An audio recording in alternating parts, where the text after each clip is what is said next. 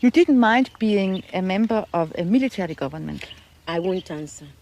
The thing is that, as far as I'm concerned, since we met you people 500 years ago, look at us. We've given everything. You are still taking. It's true. I mean, where will the whole Western world be without Africa? Our cocoa, our timber, our gold, our diamonds, our platinum, our whatever. Everything you are is us. I am not saying it, it's a fact. And in return for all of this, what have we got? Nothing. Anti-personnel indoctrination against ourselves. If you go and cook your horrible diseases like AIDS, you say it is us. You brought us tuberculosis. We didn't have this big cough until white people came here. In exchange for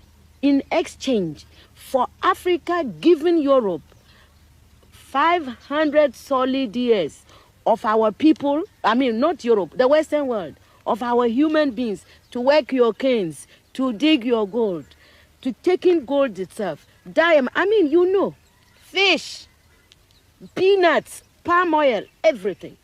In exchange for that, we have got nothing. Nothing. And you know it. Nothing. And you look upon, white folks look upon us like monkeys. It is true.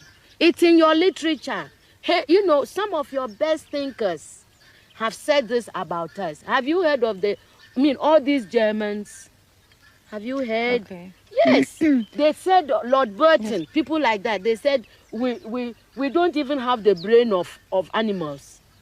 That's what we've got from you people. But don't you think that this is over now? Over where? Is it over? Who said that AIDS came from the green monkey? Is it over? Is it over? Well, if this is your impression, do you think that you can ever forgive us? It's not a question of forgiveness. I have nothing against you.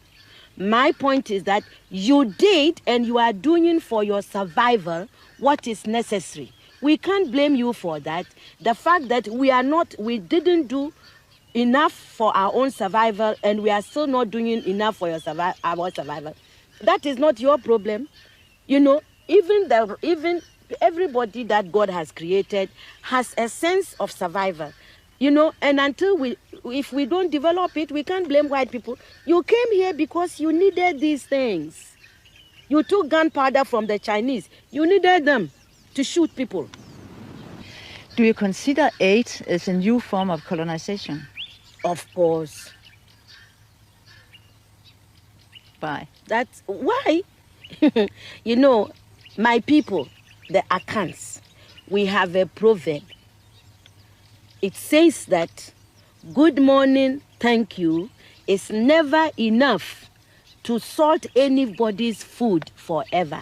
You cannot build your life on thank you, morning, thank you, English, thank you, God, which is what aid makes, we are always receiving. Nobody, look, and I don't care who hears, nobody anywhere in this world is going to send you their best of anything. Do you see? Neither the experts nor people, you give us what you can afford. Aid is the leftover, really, and it cannot be enough. Aid, you can, when, the world is, now the world is one place. So, there is nothing wrong if my house is in a crisis and you offered me something. There's nothing wrong, because there is interrelationship. But a whole nation, a whole continent cannot live forever on aid.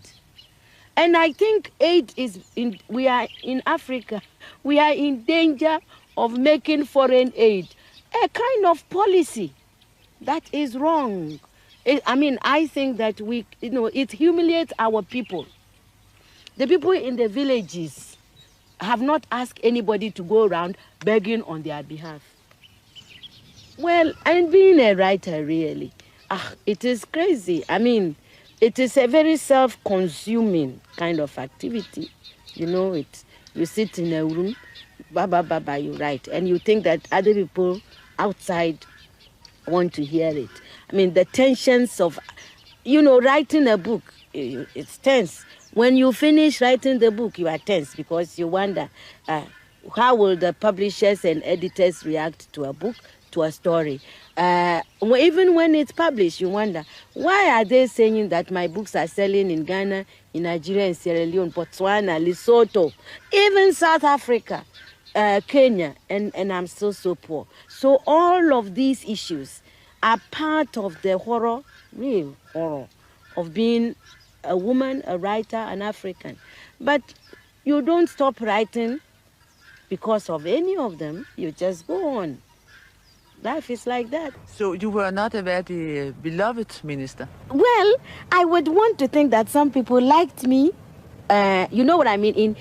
I think that the people whose opinions I cared for liked me.